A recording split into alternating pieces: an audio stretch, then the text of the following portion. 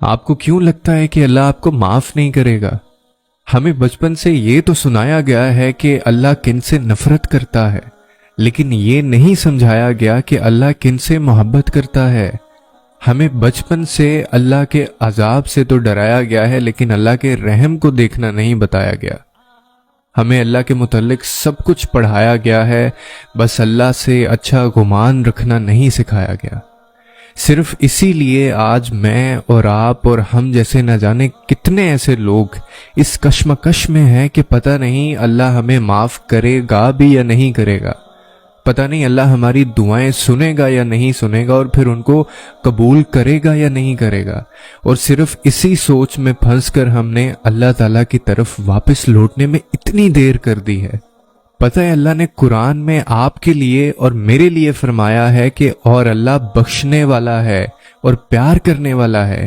पहले जब मैं ये आयत पढ़ता था तो मुझे लगता था कि ये आयत मेरे लिए तो बिल्कुल नहीं हो सकती, क्योंकि मैं इतना गुनाहगार हूं कि अल्लाह मुझे कभी प्यार नहीं करेगा।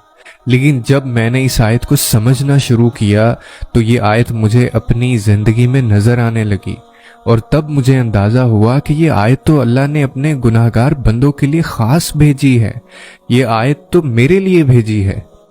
अब मैं आपको ये आयत समझाता हूं। बख्शिश का हवाला कहाँ दिया जाता है? जहां गुनाहगार हो जाने का अंदेशा होता है। और बख्शिश का वादा किससे किया जाता है? जो गुनाह हो जाने के बाद शर्मसार होता है। और शर्मसार कौन होता है? जिसे ये एहसास होता है कि वो गुनाहगार है। और माफी किसको मिलती है? जो हाथ जोड़े अल्लाह के सामने खड़ा रहता है। यानी अगर आपको लगता है कि आप गुनाहगार हैं तो यही अल्लाह की सबसे बड़ी नेमत है। एहसास गुनाह ही बख्शिश की सबसे बड़ी दलील है। ये गुनाह के बाद जो गिल्ट आपको परेशान रखती है ना, ये अल्लाह की तरफ से अलार्म की तरह होती है कि अब भी वक्त है, माफी मांग लो, माफ कर दिए जाओगे। और फिर अल्लाह ने इस आयत के दूसरे हिस्से में अपनी दूसरी सिफ्त बयान की है, यानी जब आप तौबा करते हैं ना तो अल्लाह आपको ऐसे बख्श देता है जैसे आपने कभी वो गुनाह किया ही ना हो। और अल्लाह वैसे ही आपसे मोहब्बत करने लगता है जैसे इस गुनाह से पहले करता था।